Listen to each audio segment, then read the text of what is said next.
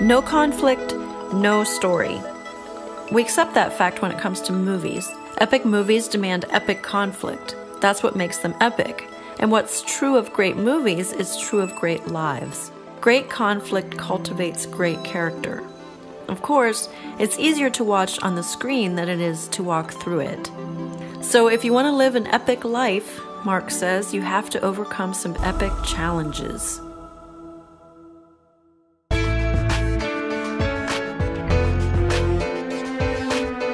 Welcome to the Brand New Me podcast. I'm Frances. And I'm Pam. And we are two women passionate about helping others thrive in life, not just survive.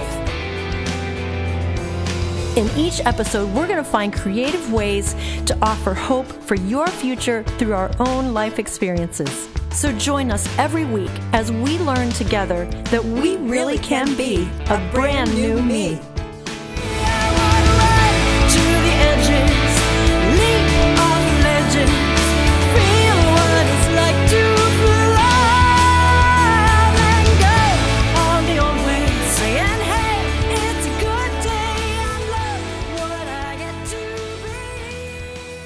In the opening, you were hearing an excerpt from Mark Batterson's book, Chase the Lion. We are heading into chapter 3 this week.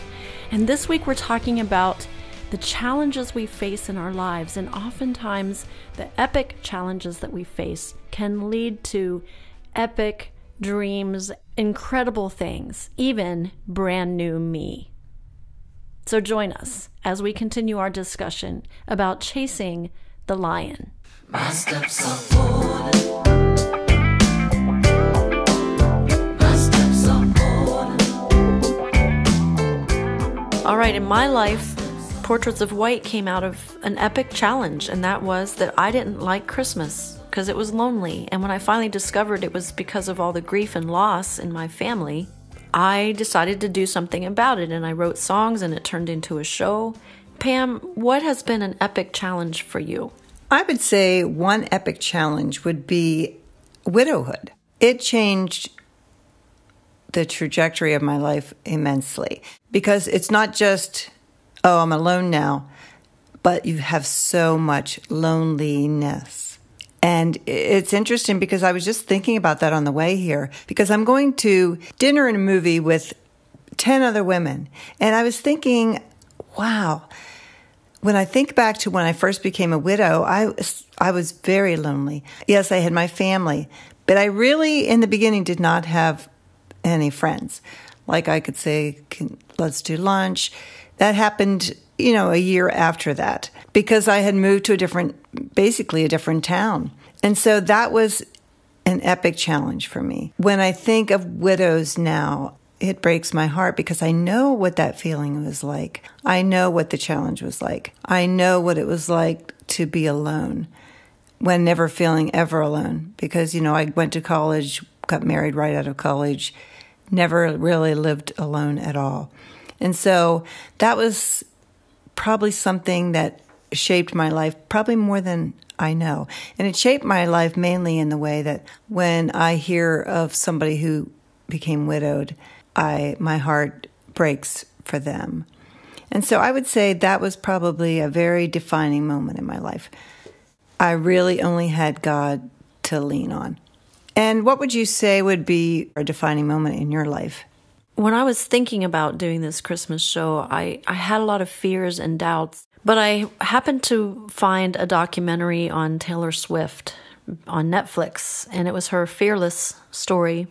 And I watched it one night, and something about that girl made me believe that I too could step up and pursue my dream. Mine's on a much smaller scale than hers, but she was told so many things like, you're too young, come back later, something about her songs. I can't remember all the details and I don't want to misquote it, but I do know that there were so many hurdles that girl overcame. I mean, they went to Nashville. They moved to Nashville when she was just a teenager because they believed in her and her songs, and things fell through and just all kinds of stuff. But by the time I saw this documentary, she's, of course, famous and doing her thing, and I watched how she puts on her shows, how she designs her own shows, and that girl inspired me.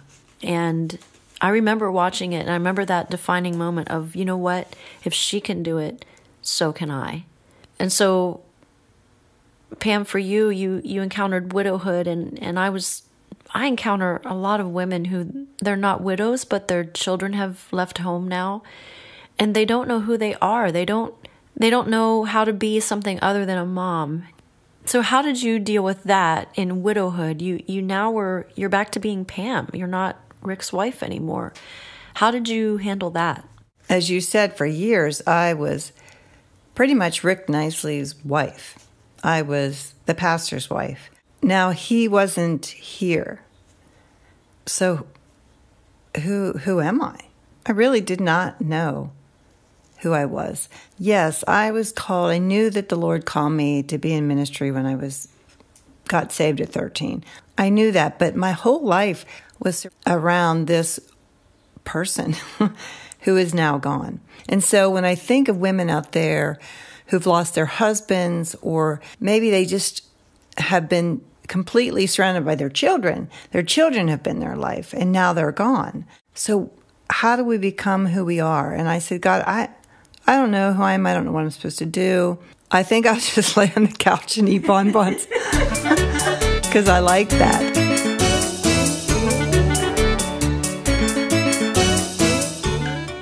So that was so hard for me because I was never really my own person a lot. And even before that, I was Debbie Bodeker's daughter. I was always Debbie Bodeker's daughter because she was the star. Rick was the star. I wasn't the star. And so who am I? And that began the journey of finding out who I was in Christ, who I was as a mother, who I was as a friend. And that was difficult for me because I always played the second person, which was fine. And I liked it. Mm-hmm. I liked being Debbie Bodeker's daughter. I liked being Rick Nicely's wife. It was okay with me. But now what?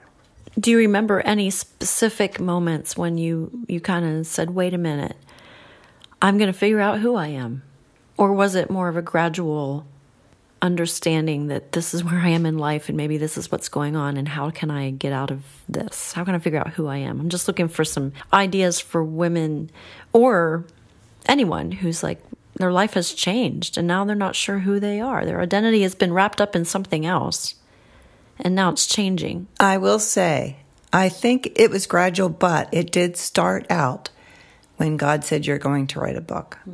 Because it gave me a dream. It made me feel like, wow, God trusts me to do something great. When before it was, Rick, what's God going to do through you? Or Mom, oh, where are you going? You're going to Finland to travel the world? And so that was probably the time when I started to feel like, maybe God is going to use me. Maybe I do have something that he can use, even in the ashes. But it took time. It always takes time.